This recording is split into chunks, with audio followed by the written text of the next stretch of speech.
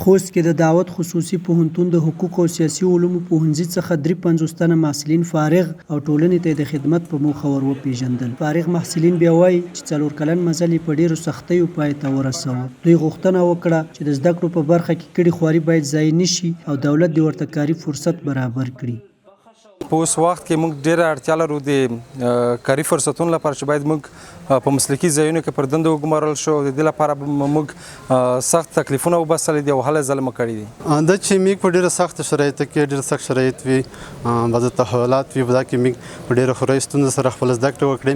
خورۍ وګالل تکلیفي نه کورنۍ موږ څخه ډېره توقع لري. باید موږ ته په دې برخه کې کاروبار مطلب ښه مسلکه مطلب موږ چې وکړي په دنده وګمارل شي. په دا برخه کې حکومت څخه موږ هیله دغه دو چې موږ ته کاري زمینه برابره کړي مسایده کړي. د دعوت پوهنتون مسؤلین وایي دوی فارغو محصلینو ته په عملي برخه کې تر خپلې وسې کار کړي. مسؤلین زیاتوي دوی هڅه کوي چې خپل درسي بهیر لا پرمختللی کړي. یقینا دعوت پوهنتون په 14 دورو کې فارغین ورکړي جامعې ته چې خوشبختانه 14مه دوره ده چې 53 نفره موږ د فراغت سند ورکوو.